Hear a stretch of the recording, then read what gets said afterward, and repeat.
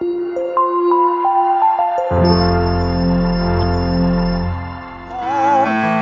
mengangkat tanganku, selamanya Kau ajaib bagiku. Ku sembah Kau Tuhan, ku mengangkat wajahku, selamanya Kau hebat bagiku. Ku sembah Kau Tuhan, ku mengangkat tanganku, selamanya Kau ajaib bagiku. Ku sembah Kau Tuhan, ku mengangkat wajahku, selamanya Kau hebat bagiku.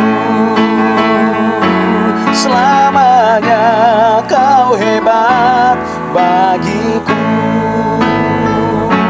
Selamanya Kau hebat bagiku.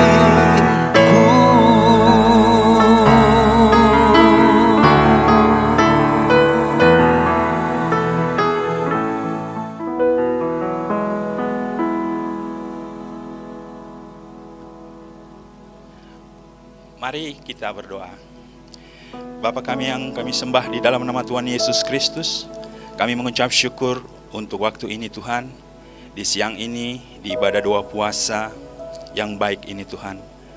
Untuk waktu yang baik ini kami mengucap syukur tak henti-hentinya Tuhan. Terima kasih untuk waktu dan kesempatan di mana kami boleh memuji menyembah nama-Mu. Bapa, kalau sebentar kami mau mendengarkan kebenaran firman-Mu ya Allah. Tuhan, berkati kami yang mendengarkan firman-Mu, sehingga kebenaran firman-Mu boleh tertanam dalam kehidupan kami, sehingga kami mengenal Engkau Allah Tuhan kami, dan kami boleh melakukan kebenaran firman-Mu Tuhan dalam sepanjang kehidupan kami. Itu kerinduan kami, dan pakai hamba-Mu Tuhan yang tidak memiliki kemampuan apa-apa tanpa Engkau ya Allah Roh Kudus. Tuntun hamba-Mu, sehingga apa yang keluar dari mulut hamba-Mu Tuhan adalah kebenaran firman semata-mata. Di dalam nama Tuhan Yesus, kami sudah berdoa dan mengucap syukur. Amin. Shalom Bapak Ibu yang terkasih dalam nama Tuhan Yesus, yang ada di tempat ini dalam ibadah doa dan puasa. Dan saya ucapkan juga shalom kepada Bapak Ibu jemaat Tuhan yang ada di rumah, yang menonton melalui live streaming, baik itu di YouTube maupun di Facebook. Dan yang kedua, saya mau mengucapkan selamat Natal. Dan kita percaya bahwa anugerah Tuhan luar biasa buat kita, karena kita sampai di penghujung tahun ini dalam keadaan baik, tidak kurang satu apapun. Bapak Ibu, dalam doa puasa kali ini, saya akan berbagi firman sesuatu hal yang sangat prinsip sekali. Kalau bisa dikatakan lebih cenderung kepada pengajaran. Sehingga dalam waktu 30-35 menit ke depan, saya akan menyampaikan kebenaran firman Tuhan. Judul atau topik khotbah saya kali ini, surga bukanlah tujuan utama pengikut Kristus. Nah, dari judulnya mungkin langsung ada yang bertanya. Karena pada umumnya, kalau jemaat Tuhan ditanya, tujuan akhir mereka mau kemana? Mereka selalu pada umumnya mengatakan pengen ke surga. Nah, tapi khotbah saya kali ini, saya mau mengatakan bahwa kalau saya ditanya, apa tujuan akhir kita ketika kita nanti sudah mati, saya katakan surga bukanlah tujuan utama. Walaupun surga tetap tujuan, tapi itu bukanlah yang utama. Nah, Bapak Ibu yang terkasih, mari kita buka firman Tuhan Yohanes 3 ayat 14 sampai 21. Saya akan bacakan ayat yang ke-14 sampai ke-21. Demikianlah firman Tuhan.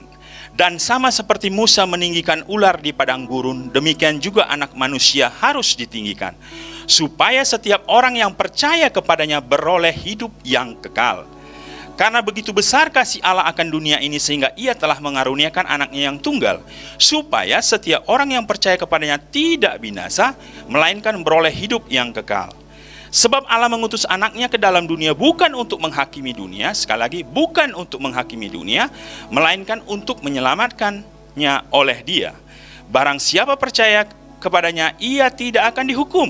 Barang siapa tidak percaya, ia telah berada di bawah hukuman. Sebab ia tidak percaya dalam nama anak tunggal Allah. Ayat ke-19, dan inilah hukuman itu, terang telah datang ke dalam dunia, tetapi manusia lebih menyukai kegelapan daripada terang, sebab perbuatan-perbuatan mereka jahat. Sebab barang siapa berbuat jahat membenci terang dan tidak datang kepada terang itu, supaya perbuatan-perbuatan yang jahat itu tidak nampak.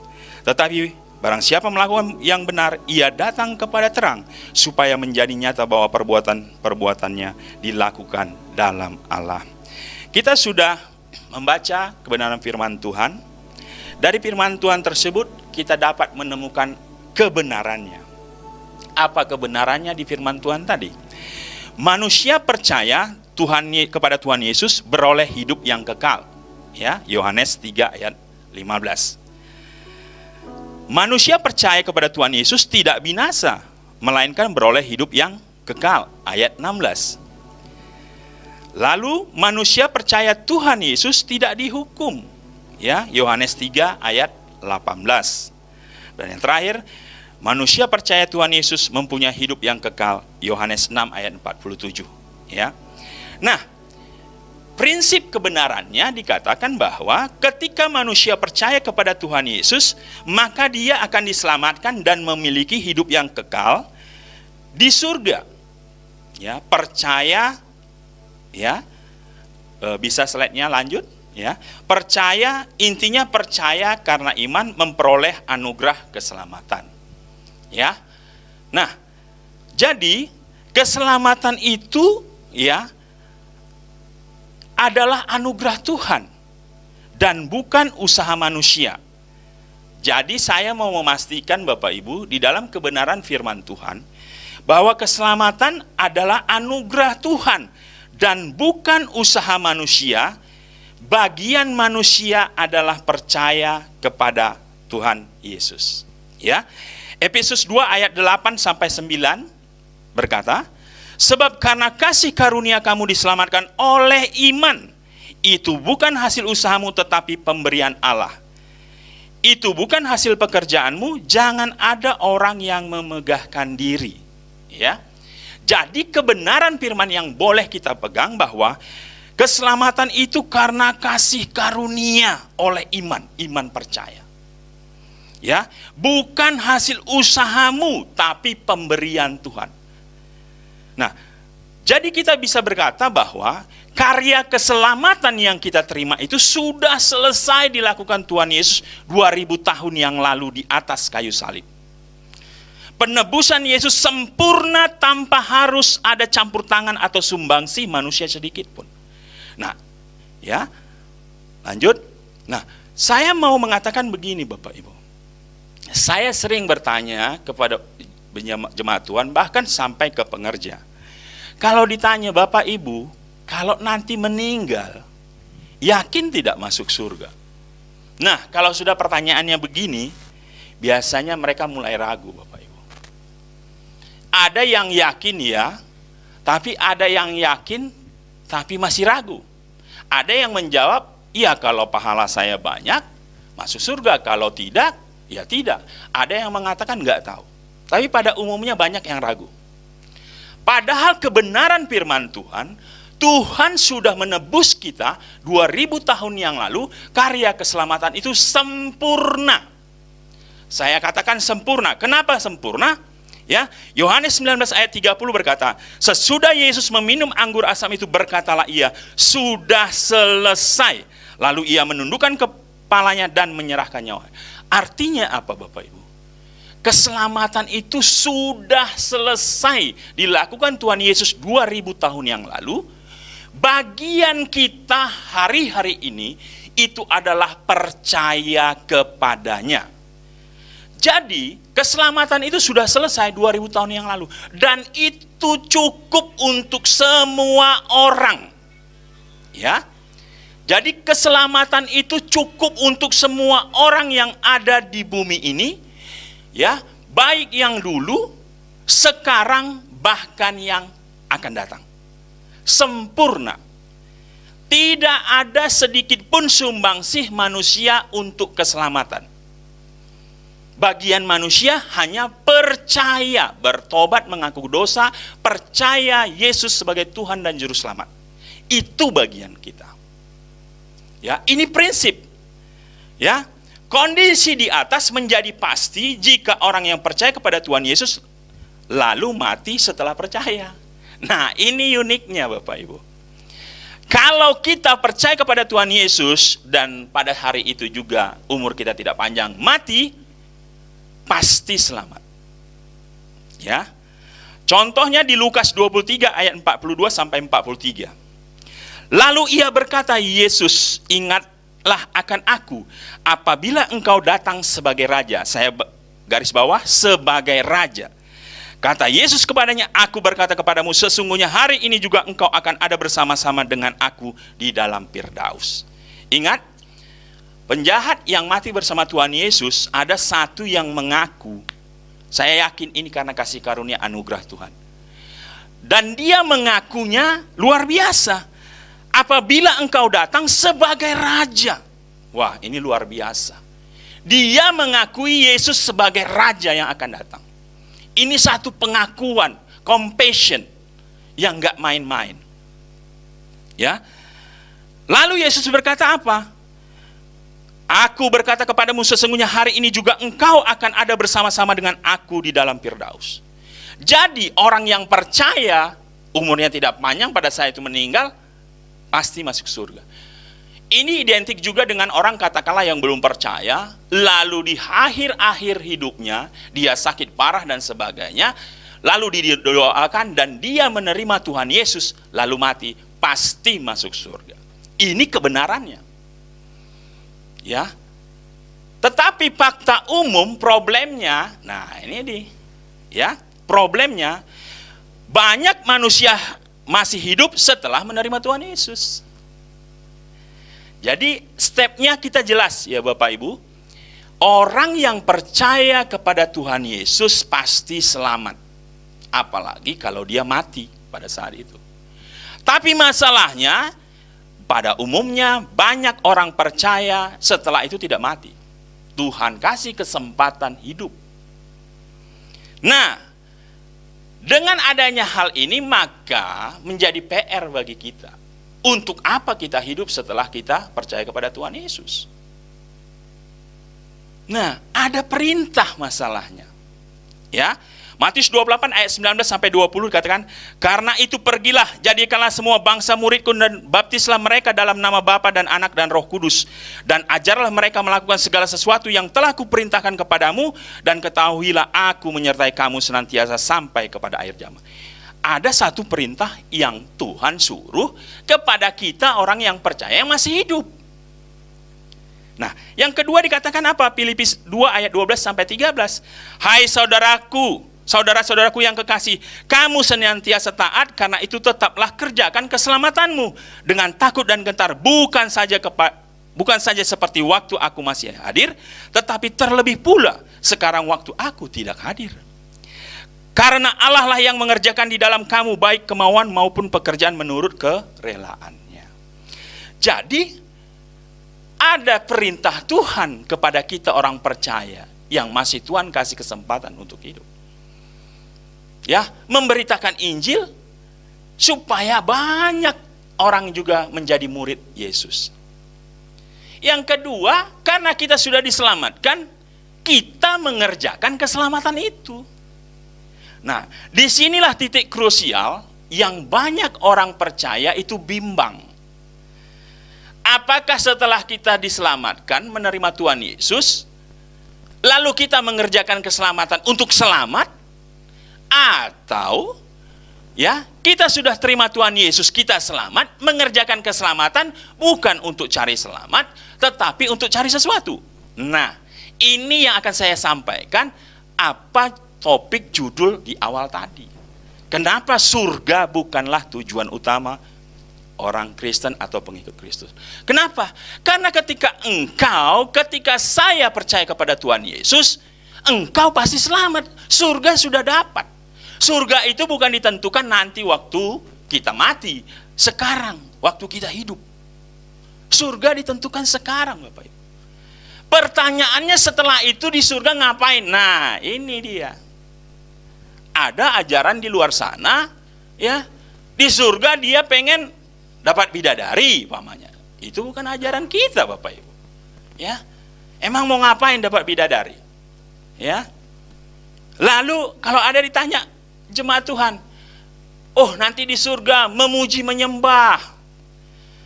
Dulu saya berpikir demikian, Bapak Ibu. Tapi setelah saya renung-renungkan, baca lagi. Tidak salah, itu mungkin pengertian memuji menyembah sempit ya. Tapi memuji menyembah secara luas, itu ternyata nanti berbeda. Kalau hanya memuji menyembah dalam pengertian sempit, saya berpikir kok surga itu tidak kreatif ya. Surga itu tidak lebih enak dari dunia ini. Ya, tapi saya percaya surga itu lebih luar biasa dari bumi ini. Nah, kalau kita sudah dapat surganya, keselamatannya, terus so what gitu loh, ya. Mau ngapain kita di surga nanti? Nah, ini yang akan menjadi tujuan utama kita. Ya. Nah, apa manfaat mengerjakan keselamatan? Emang kalau kita sudah selamat, kita mengerjakan keselamatan, memberitakan Injil, menyampaikan kabar baik, ya supaya orang yang belum selamat, Tuhan kasih anugerah keselamatan melalui penyampaian kabar baik yang kita sampaikan. Ya, manfaatnya dikatakan memelihara iman keselamatan yang sudah diterima atau tidak murtad. 2 Timotius 4 ayat 5-7, tetapi kuasailah dirimu dalam segala hal, sabarlah menderita, lakukanlah pekerjaan pemberitaan Injil dan tunaikan tugas pelayananmu. Aku telah mengakhiri pertandingan yang baik, aku telah mencapai garis akhir, dan aku telah memelihara iman. Jadi Bapak Ibu, ketika kita masih hidup, kita mengerjakan keselamatan bukan untuk cari keselamatan. No, keselamatan itu sudah selesai di step yang sebelumnya Bapak Ibu. Kita mengerjakan keselamatan karena kita masih Tuhan kasih kesempatan hidup, agar apa? Kita terpelihara iman dan keselamatan itu sehingga kita tidak murtad. Yang kedua, untuk apa kita kerjaan keselamatan? Bukan untuk cari selamat, tetapi memperoleh upah pahala. Ya, Filipi 2 ayat 12-13 berkata, hai saudara-saudaraku yang kekasih, kamu senantiasa taat, karena itu tetaplah kerjakan keselamatanmu dengan takut dan gentar, bukan saja seperti waktu aku masih hadir, tetapi terlebih pula sekarang waktu aku tidak hadir. Karena Allah lah yang mengerjakan di dalam kamu baik kemauan maupun pekerjaan menurut kerelaannya.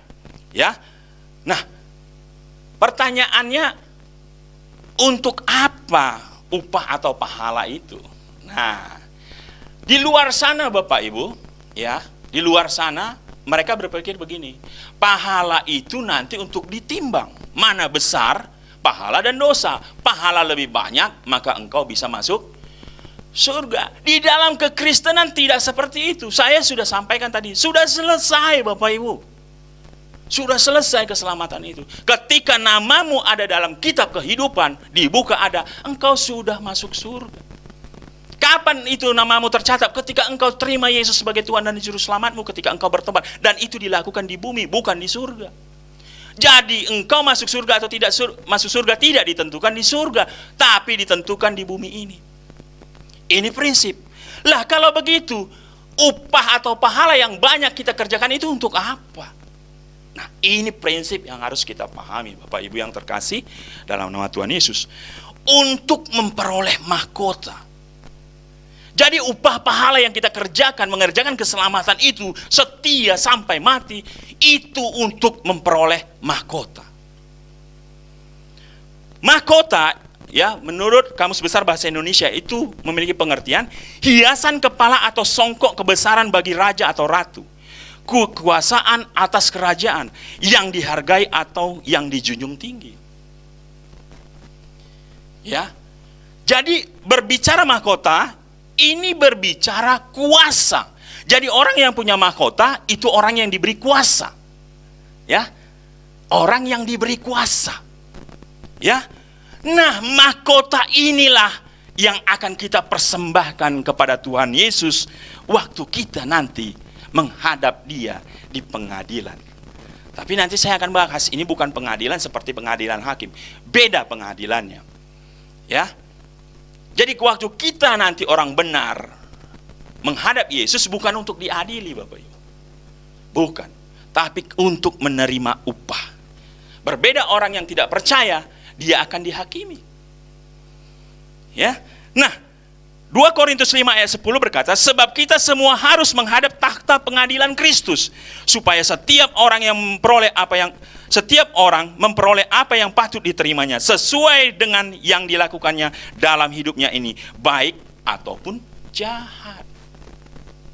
Jadi, nanti kita menghadap takhta pengadilan Kristus untuk memperoleh upah.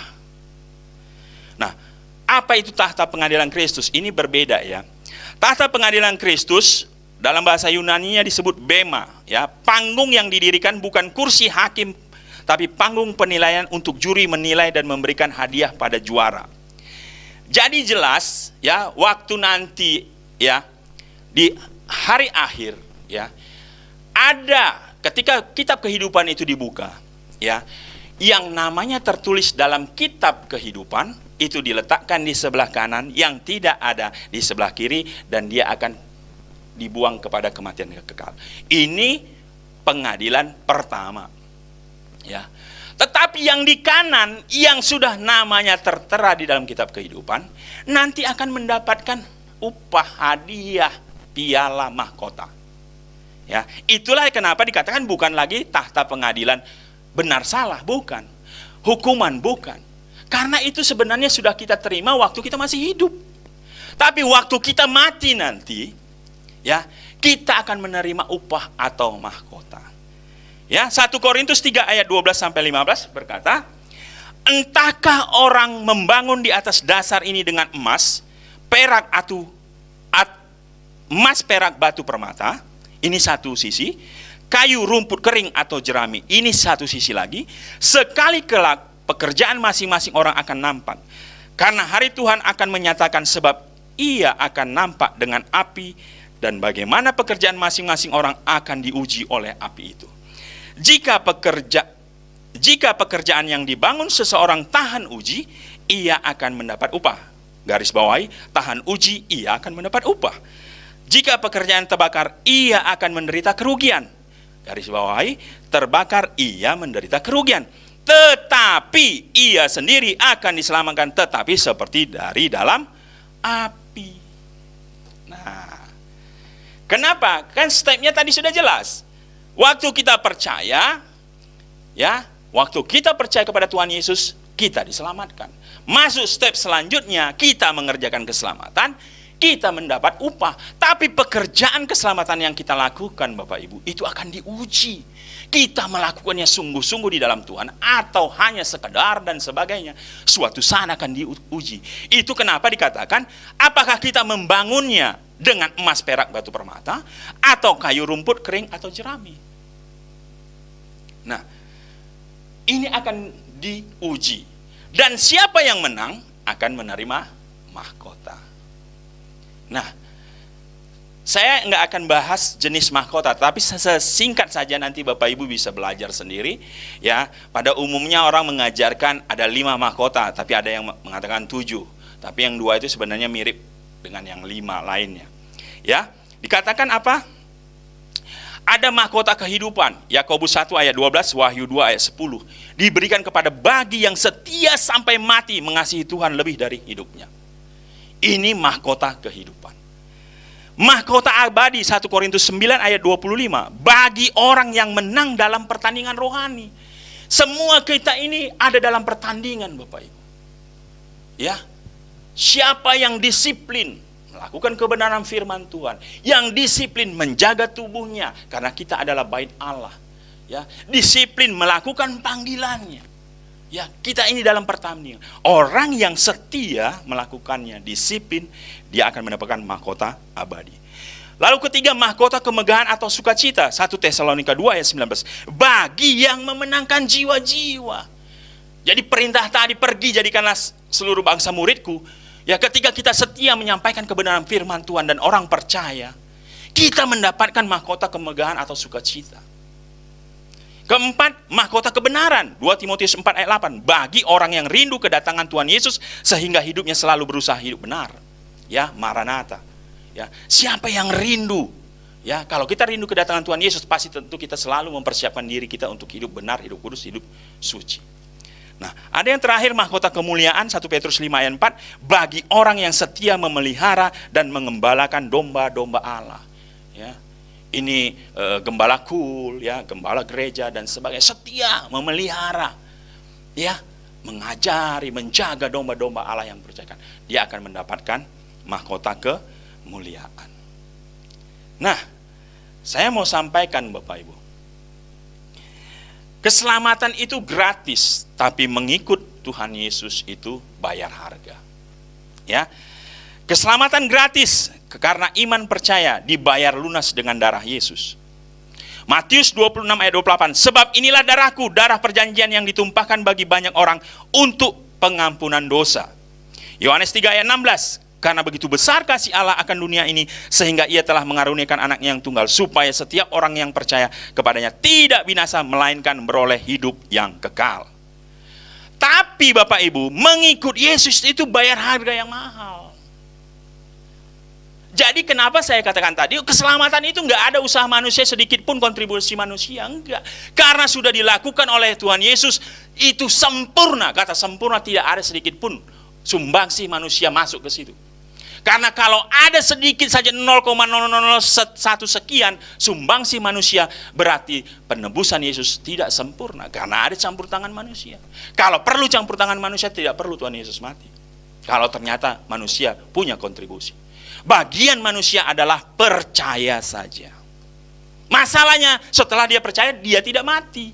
Dia masih hidup, makanya dia mengerjakan keselamatan. Untuk apa? Untuk memelihara iman. Untuk apa? Mendapatkan upah. Jadi mengikut Yesus itu bayar harga Bapak Ibu. Nggak gratis. Jadi kalau ada orang di luar saya mengatakan, enak benar orang Kristen masuk surga, cuman modal-modal percaya. Itu Tuhan yang kasih tahu.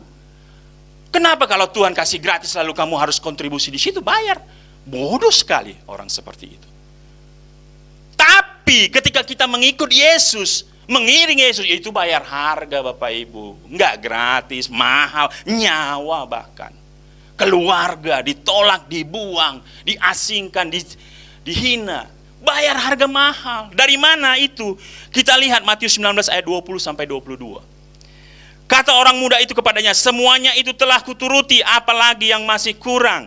Kata Yesus kepadanya, jikalau engkau hendak sempurna, pergilah, juallah segala milikmu dan berikan itu kepada orang-orang miskin, maka engkau akan beroleh harta di sorga. Kemudian datanglah kemari dan ikutlah aku. Ketika orang muda itu mendengar perkataan itu, pergilah ia dengan sedih. Kenapa dia sedih Bapak Ibu? Sebab banyak hartanya. Mengikut Yesus itu bayar harga. Jadi jangan katakan surga Kristen itu murahan, tidak, mahal. Darah Yesus. Ya. Tapi untuk mendapatnya kita gratis. Tapi ketika kita mengiring dia, itu bayar harga. Ya. Nah, mari kita nyanyikan satu lagu, ya. Ini untuk menjawab, kalau begitu apa tujuan orang Kristen? Kalau bukan surga. Ya, mari kita naikkan satu lagu, makananku ialah melakukan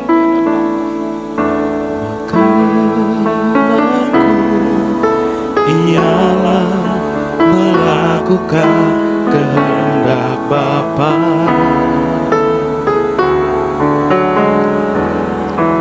Makananku ialah melakukan pekerjaannya, sampai ku dapatkan mahkota kemuliaan dan memerintah bersama Dia. Sampai ku dapatkan mahkota kemuliaan dan memerintah bersama Dia. Bapak Ibu yang terkasih, Kalau Anda resapi lagu ini, itulah tujuan utama pengikut Kristus, bukan surga. Karena surga itu selesai di bumi ini, Bapak Ibu. Tapi pertanyaannya, ketika engkau sudah masuk di surga, ngapain engkau? Apakah hanya tidur-tiduran senang-senang? Tidak. Dikatakan orang yang mati di kayu salib bersama Tuhan Yesus, katakan, ketika engkau datang sebagai raja. Wah, dia ngerti Bapak Ibu. Apakah kita hari-hari ini mengerti Tuhan Yesus datang kali kedua sebagai raja? Berbicara tentang kerajaan surga berarti berbicara satu pemerintahan. Ya, surga itu satu pemerintahan. Kalau ada satu pemerintahan, ada raja, berarti ada punggawa-punggawanya, ada bagian pujian penyembahannya, ada pemimpin-pemimpin, ada yang dipimpin. Pertanyaannya, engkau mau menjadi yang memimpin atau yang dipimpin? Orang yang memimpin bersama Yesus, dia harus punya otoritas. Otoritas dilambangkan oleh mahkota. Jadi selagi kita hidup, minimal Bapak Ibu, perolehlah satu saja minimal mahkota. Mahkota kebenaran, kemuliaan, sukacita, kesetiaan, dan sebagainya. Minimal satu. Karena itulah yang kita akan persembahkan kepada Tuhan Yesus ketika kita ada di surga. Apakah ada orang yang tidak memiliki mahkota satupun? Ada. Siapa? Orang yang mati bersama Tuhan Yesus. Dia tidak punya kesempatan untuk mengerjakan keselamatannya. Dia tidak menerima upah, tidak menerima mahkota. Berarti dia bukan memimpin. Iya, dia penduduk surga, tapi dia tidak memimpin bersama Yesus. Orang yang belum percaya, lalu di akhir ayatnya dia percaya, mati tidak punya kesempatan. Ya, dia tidak punya mahkota. Tapi yang mati martir, setia melayani, disiksa untuk tetap setia dalam kebenaran firman Tuhan, mengaku Yesus sebagai Tuhan dan Juru Selamat, dia dapat mahkota. Setia mengembalakan kawanan domba Allah, dia dapat mahkota. Selalu rindu menanti kedatangan Tuhan Yesus sehingga dia hidup benar, dia dapat mahkota. Minimal Bapak Ibu, di hari-hari ini, di penghujung tahun ini, kita mengucap syukur kalau kita masih sehat Bapak Ibu. Banyak orang yang sudah dipanggil Bapak Ibu, bukan hanya karena sakit penyakit, tapi sudah banyak yang dipanggil. Berarti pekerjaan mereka sudah selesai. Kalau kita masih ada saat ini, pasti Tuhan punya rencana. Oleh karenanya, kalau hari ini kita sudah tahu kebenarannya, jangan sia-siakan. Ya, minimal di sisa waktu umur kita ini Bapak Ibu, ya, ada satu mahkota yang kita terima. Yang paling harus kita lakukan itu memberitakan Injil. Pernahkah Bapak Ibu setelah lahir baru sampai hari ini menyelamatkan satu orang, menyampaikan kabar baik dan orang selamat? Kalau itu terjadi, sukacitanya luar biasa Bapak Ibu. Luar biasa. Ya. Jadi kita diselamatkan bukan sekedar untuk masuk surga, tetapi masuk kerajaan Allah dan memerintah bersama dengan Kristus. Efesus 1 ayat 22 sampai 23. Dan segala sesuatu telah diletakkannya di bawah kaki Kristus, dan dia telah diberikannya kepada jemaat sebagai kepala dari segala yang ada. Yesus adalah kepala. Jemaat yang adalah tubuhnya, yaitu kepenuhan dia yang memenuhi semua dan segala sesuatu. Kita adalah tubuhnya, kita bersama dia memimpin Bapak Ibu. Wahyu 20 ayat 6, berbahagia dan kuduslah ia yang mendapat bagian dalam kebangkitan pertama itu. Kematian yang kedua tidak berkuasa lagi atas mereka, tetapi mereka akan menjadi imam-imam Allah dan Kristus. Dan mereka akan memerintah sebagai raja bersama-sama dengan dia 1000 tahun lamanya. Wow, luar biasa. Kita akan memerintah bersama Kristus. Jelas sampai di sini Bapak Ibu. Tujuan utama kita bukan surga, tapi memerintah bersama Yesus di surga. Dan itu hanya bisa ketika kita punya mahkota Bapak Ibu. Terakhir kesimpulannya, ya, lanjut, ya. Kesimpulannya, percaya kepada Tuhan Yesus. Kalau tidak, ya, apa dikatakan? Binasa, kematian kekal, neraka. Tapi kalau kita percaya iya, ya, lalu mati, hidup kekal, surga, tapi tidak ada upah. Karena kita tidak punya kesempatan mengerjakan keselamatan kita. Percaya tapi masih hidup, Tuhan kasih kesempatan, ya, selamat, nama tercatat dalam buku kehidupan. Tapi karena kita masih hidup, kita mengerjakan keselamatan kita. Ya. Lalu kita akan diuji. 1 Korintus tadi. Kalau diuji, pekerjaan kita terbuat dari kayu, jerami, rumput, maka kita akan kalah. Kita tidak dapat mahkota, tetapi tetap selamat. 1 Korintus tadi katakan, tapi seperti keluar dari dalam api. Malu, kalah maksudnya itu malu. Kenapa? Ketika kita menghadap kepada Tuhan Yesus, enggak ada yang kita bawa. Enggak ada mahkota yang bisa kita persembahkan kepada Tuhan Yesus. Malu kita. Itu maksudnya kalah. Tapi tetap diselamatkan. Ya, tetap diselamatkan. Tapi tidak ada mahkota yang kita bawa. Ya. Tapi kalau ketika diuji, kita membangunnya dengan perak, emas dan permata, kita menang Bapak Ibu. Dan kita terima mahkota itu. Kita tidak tahu mahkota apa yang Tuhan mau kasih. Dan ketika kita terima salah satu dari mahkota itu, maka memerintah bersama Yesus Kristus. Itulah kerinduan kita orang percaya. Ada amin Bapak Ibu. Semoga di penghujung tahun ini kita sadar. Tanya kepada diri kita pribadi. Sejak kita lahir baru, posisi kita sudah di mana? Jemaat biasa? Gereja keliling-keliling, gereja jalan-jalan, ya, atau kita sudah masuk dalam pelayanan. Pelayanan tidak hanya harus di gereja Bapak Ibu, di luar. Ketika kita melakukan kebenaran firman Tuhan, kita juga sudah melayani. Ingat, mahkota itu, upah itu akan keterima ketika kita masuk dalam pelayanan. Ya, ketika kita masuk dalam pelayanan, maka mahkota ketika kita masuk dalam pertandingan. Itu kerinduan kita Bapak Ibu. Mari renungkan sebelum akhir tahun ini, mulai siap-siap, ya, siap-siap tahun depan. Apa yang harus saya ambil pelayanan? Banyak pelayanan Bapak Ibu. Ambil, mari. Karena pada saat engkau melayani, engkau akan siap menerima mahkota itu. Ya, karena blueprint yang Tuhan berikan kepada kita, ya, dalam Kejadian 1 ayat 26, sewaktu penciptaan manusia dikatakan, ya, saya baca, berfirmanlah Allah, baiklah kita menjadikan manusia menurut gambar dan rupa kita, supaya mereka berkuasa atas ikan-ikan di laut dan burung-burung di udara dan atas ternak dan atas seluruh bumi dan atas segala binatang melata yang merayap dan di bumi. Blueprint Tuhan berikan kepada manusia sejak awalnya itu berkuasa. Berkuasa, memimpin. Itu blueprint awal. Tetapi ketika manusia jatuh dalam dosa, itu hilang kuasa itu. Ketika manusia ditebus, ya, kita mau mengerjakan keselamatan, blueprint itu kembali Bapak Ibu untuk kita menerima kuasa itu. Yang akhirnya nanti kita memerintah bersama Yesus. Itu yang bisa saya sampaikan Bapak Ibu. Saya rindu, ya, bagi Bapak Ibu jemaat Tuhan, bagi Anda di tempat ini maupun yang ada di rumah. Jika engkau masih ragu akan keselamatanmu atau engkau belum terima Tuhan Yesus sebagai Tuhan dan Juru Selamat, engkau belum lahir baru, karena hanya melalui kelahiran baru, menerima Yesus sebagai Tuhan dan Juru Selamat, engkau diselamatkan. Saya mengundang Bapak Ibu yang di rumah terkhusus, angkat tanganmu. Saya akan mendoakan sebelum tahun ini berakhir Bapak Ibu.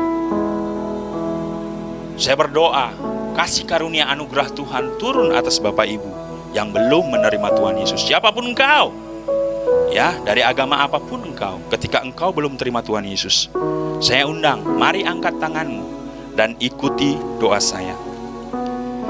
Tuhan Yesus, aku orang berdosa Tuhan. Aku sadar banyak dosa yang kulakukan. Hari ini aku mohon ampun akan dosa-dosaku.